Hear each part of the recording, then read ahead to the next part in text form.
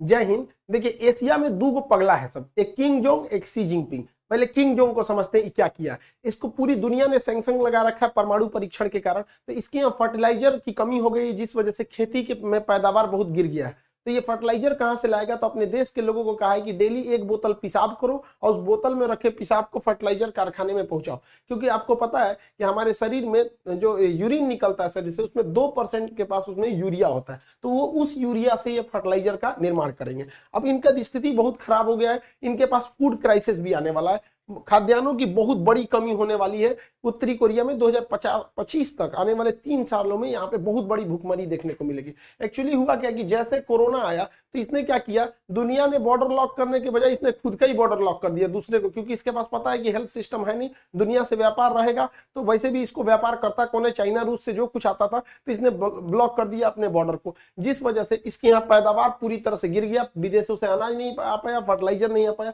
और इस समय बाढ़ और वर्षा भी इसके यहाँ बहुत भयानक हो गया, जिस वजह से पूरी फसल बर्बाद हो गई। अब यहाँ इतना बड़ा फूड क्राइसिस देखने को आ रहा है जिस वजह से इसमें हजारों लोगों की मौत होगी। लेकिन ये परमाणु परीक्षण करते रहेगा और अमेरिका और यूरोपीय देश इस पर बैन लगाते रहेंगे और यहाँ लोग मरेंगे क्राइसिस से, फूड क्राइसिस से। लेकिन इसको अपने यहाँ के लोगों की जान से ज्यादा परमाणु परीक्षण की जल्दी लगी हुई है। 1990 के दशक में 60,000 के आसपास लोग उत्तरी कोरिया में मारे गए थे। अब इसने कहा है कि 2025 तक पे हम अपने देश की जनता से कहा है कि आप तैयार रहिएगा, हो सकता है कि 1990 से भी बुरा दिन देखने को मिलेगा उत्तरी कोरिया का। अब चाइना का समझते हैं दूसरा का पगला का, इसको होड़ लगा है कि दुनिया के जितने देश हैं उसको कब्जा लो। चाइना और रूस एक अभी के वक्त में रूस चाइना की ओर ज्यादा झुका हुआ महसूस कर रहा है, क्योंकि इंडिया जो है अमेरिका को प्रीफर कर रहा है, रूस को अपनी अर्थव्यवस्था बचाने के लिए चाइना के सिवा दूसरा कोई ऑप्शन नहीं दिख रहा है। तो ये लोग एक एक्सरसाइज कर रहे थे नौसेना का। अब यहाँ पर है जापान, तो जापान में एक जलसंधि है, सुगारू जलसंधि, ये है जापान यहाँ पर। तो जापान का विवाद चाइना से भी है, जापान का विवाद रूस से भी है, जापान का साउथ कोरिया से भी है। तो ये एटलीस्ट इतना तो समझ में, जापान और उत्तरी कोरिया वाला भी है दूसरा। तो जापान का यहाँ किसी से नहीं जमता है। तो चाइना और जापान की जो रूस की नेवी थी, ज्वाइंट एक्सरसाइज कर रही थी। अब जापान का ये ऊपर वाला द्वीप होकाइडो है और ये नीचे वाला सबसे बड़ा द्वीप होन्शु है।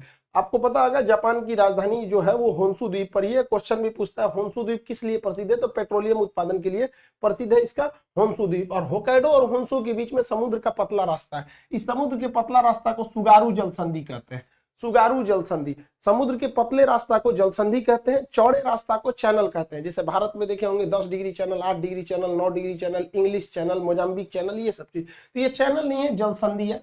ये जलसंधि कॉमर्शियल जहाजों के लिए जापान परमिशन देता है कि यहाँ से कोई भी शिप वगैरह मतलब व्यापार कर सकते हैं। लेकिन इन लोगों ने क्या किया, रूस और चाइना ने यहाँ पूरी नौसेना घुसा दिया इस जलसंधि से, और जहां पर यहाँ इस जलसंधि से पानी वाली जहाजें जाती थी वहां पूरी अपने शिप लेके घुस गए सब। अब पूरा माहौल वहां पे इंटेंस कर दिए थे सब, पूरी समुद्र को ये लोग उधर पूरा मार्च आउट किया लोग 2 घंटे तक, जापान को डराने के लिए कि देखो कुछ नहीं कर सकता। हालांकि जापान को कुछ होगा नहीं, क्योंकि इसकी सेफ्टी की टोटल जिम्मेदारी जो रहती है वो अमेरिका पे रहती है। लेकिन चाइना जो है वो ताइवान को कह रहा है you must have to emerge, उन्हें मिलना ही पड़ेगा चाइना को, मतलब ताइवान को इसमें। अब ताइवान में क्या करते हैं ये लोग, आए दिन अपना एयरफोर्स लेके घुस जाते हैं 2-3 जहाजों को। लेकिन इस बार इन्होंने क्या किया, 52 जहाज को लेके घुस गए। वहां देश में अफरा तफरी हो गया, इन लोगों को अंतरराष्ट्रीय मदद मांगनी पड़ी, लेकिन कोई दुनिया इसकी सुनता नहीं है। लेकिन फिर भी ताइवान के लिए लोग आगे आ जाते हैं। रीजन क्या है कि ताइवान का मतलब सिलिकॉन शील्ड, पूरी दुनिया में जितने भी इलेक्ट्रॉनिक्स आइटम बनते हैं, चाहे वो कैमरा है, टीवी है, मोबाइल है, कंप्यूटर, लैपटॉप, जहां भी बैटरी से चलती है जो भी मतलब ये इलेक्ट्रॉनिक डिवाइस है, उसमें जो सिलिकॉन लगते हैं ये येलो कलर को, उन सारे सिलिकॉन का 70% अकेले इसका मार्केट जो है वो ताइवान देखता है। दुनिया में जितने कंप्यूटर है उसमें जितना सिलिकॉन देखेंगे सब 90% चांस है कि सिलिकॉन वो ताइवान ही उसको देखता है। इसलिए पूरी दुनिया ताइवान के लिए आके खड़ी हो जाती है, क्योंकि उनको पता है कि अगर ताइवान पर कब्जा हो गया चाइना का, तो इस पूरी सिलिकॉन का जो इकोसिस्टम है उस पर चाइना का कब्जा हो जाएगा। इसके अलावा भी ताइवान को अमेरिका ने बहुत सारे मिलिट्री इक्विपमेंट दिए हैं, जिसमें सबसे प्रमुख है F-16 जहाज। दुनिया के सबसे ज्यादा युद्धों में इसी ने लड़ाई लड़ा है। हालांकि अमेरिका का सबसे विश्वसनीय जहाज है F-16 और F-22 यहाँ पर, और चिनूक हेलीकॉप्टर। अतः अगर चाइना का कब्जा होता है ताइवान के ऊपर, तो ये सारे हथियार भी ऑटोमेटिक चाइना ले लेगा, जिस तरह से अफगानिस्तान में तालिबान ने ले लिया है। तो अमेरिका भी इन्हें बचाने के लिए चला आता है। लेकिन बहुत सारे देश है जिन्हें बचाने कोई नहीं आता है, जैसे वियतनाम हो गया, भूटान वगैरह हो गया, उन्हें बचाने कोई नहीं आता है। इसमें सबसे बुरा शिकार हो रहे हैं इसका वीगर। अभी क्या हुआ है, पाकिस्तान के लिए बहुत दोस्ती दिखाता है ना चाइना पाकिस्तान में, तो पाकिस्तान का एक ऐप था कुरान ऐप, तो चाइना का इस साइड में सिंजियांग प्रांत है, यहाँ वीगर मुस्लिम रहते हैं। चाइना इन वीगर मुसलमानों में लगभग 20 लाख मुसलमानों को यहाँ पर जेल में डाल रखा है। तो पाकिस्तान में बना वाला एक कुरान ऐप था, चाइना ने उस ऐप को हटवा दिया प्ले स्टोर से, वहां पे एप्पल स्टोर से हटवा दिया बिना किसी रीजन के। और इस पे चाइना के इस एक्शन का पाकिस्तान में किसी ने कुछ भी नहीं बोला है। इसके अलावा चाइना वीगर मुसलमानों पे एक से एक नया प्रयोग कर रहा है। वीगर मुसलमानों से कह दिया कि आप अपने मस्जिद से लाउड स्पीकर हटा दीजिएगा। इसका विरोध करने पर मस्जिद गिरा दिया गया, उसे सार्वजनिक शौचालय में बदल दिया। हद तो तब हो गया जब चाइना इन वीगर मुसलमानों की किडनी, लंग्स, फेफड़ा निकाल के करोड़ों का व्यापार करने लगा वहां पर। अब इसकी पूरी दुनिया में आलोचना हो रही है, लेकिन अभी ये खबर शायद पाकिस्तान में नहीं गई, और गई भी तो किसी को हिम्मत थोड़ी कि अपने बाप के खिलाफ कुछ बोल सकते हैं।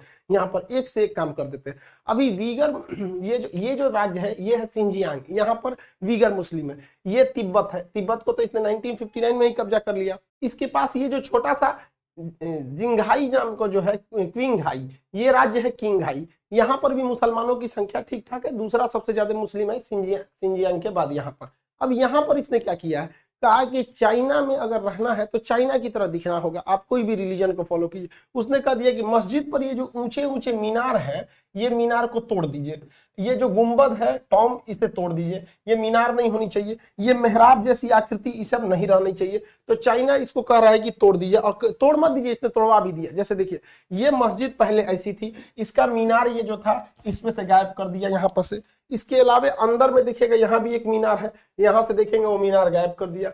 यहाँ पर डिजाइन बनी है ये इस तरह मेहराब जैसा, इसने कहा इसको तोड़ो। चाइनीज परंपरा में बिल्कुल ये क्या होना चाहिए, चौकोर होना चाहिए। यहाँ पे अगर आप देखेंगे ये मेहराब जैसा इस टाइप का बना है, ये चाइना ने कहा कि ये सब का लिए बना रहे हो, ये सब हमारे यहाँ नहीं चलेगा, चौकोर चौकोर बनाओ। देखिए पूरा सेम वही मस्जिद है, इसको चौकोर कर दिया।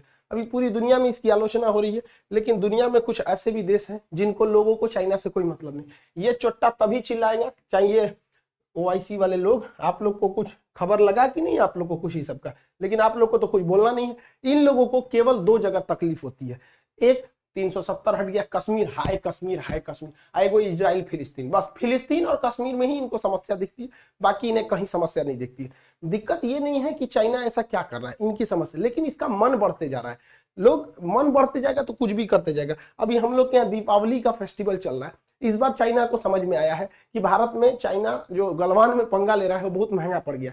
एक्चुअली इस बार दीपावली में कोरोना प्रोटोकॉल की वजह से पटाखे वगैरह पे बहुत सारी पाबंदियां लगाई गई और विदेशी लाइट्स वगैरह को पिछले साल से ही लोग बहुत जागरूक है। इस बार भी हम धन्यवाद करते हैं पूरे देश के लोगों का कि जो चाइना का बहुत बहिष्कार किए। कोई झालर मोती मत लगाएंगे। आपके इस अपील के जितने भारत में बहुत सारे लोग इसके लिए सामने आए, उसका आज रिजल्ट देखने को मिला है कि चाइना को इस बार जो है दीपावली पे 50,000 करोड़ का लॉस लगा है। छोटा मोटा लॉस नहीं है, 50,000 करोड़ का लॉस लगा है। अब समझ में आ रहा है? आओ ससुरे, गलवान घाटी में यहाँ पर यही होती है हम लोग के वीरों की जो शहादत हुई है। वहां पर देखे होंगे हमारे जो कर्नल साहब थे संतोष बाबू, ये उन लोग के लिए शहादत की श्रद्धांजलि। 50,000 करोड़ का इनको लॉस लग गया। अब बनाए ये लोग झालर मोती। इसको लग रहा है कि जब मन, आप लोग भी कहते हैं भाई चाइनीज चीजों का प्रयोग ना करें, भारत में जो आप कोशिश करें कि दियों का प्रयोग करें। दीपावली लाइट वेट में कहा, ये वेस्टर्न कल्चर कहाँ से घुसा दिया।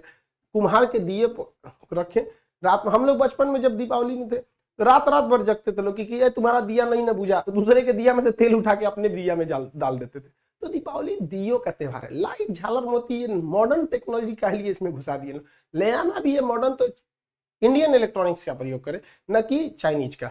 आई होप आप इस सबको समझे होंगे। और अभी जो नेक्स्ट एग्जाम है आपका, ये बहुत जल्दी ले लेगा, आपका जीडी वगैरह लेगा। इसका टॉनिक बैच जो है वो 15 दिन का ही उसकी वैलिडिटी होती है। 15 दिन में ही सबको समेट दिया जाता है। उसमें 2-3 दिन हो भी गया आप लोग का, तो उसमें जो लोग इनरोल नहीं है उस इनरोल हो जाएंगे। बहुत ही मिनिमम उसका फी रखा गया है, एकदम 150। वहाँ पे जिन लोग जीडी में जिनको प्रॉब्लम हो रहा है वो रिवाइज करने में लगभग उसमें 2,500 से 3,000 क्वेश्चन और मॉडल प्रैक्टिस सेट वगैरह सब रहेंगे जो इंपॉर्टेंट रहेंगे। आई होप इसे समझे होंगे। मिलेंगे नेक्स्ट क्लास में। जय हिंद।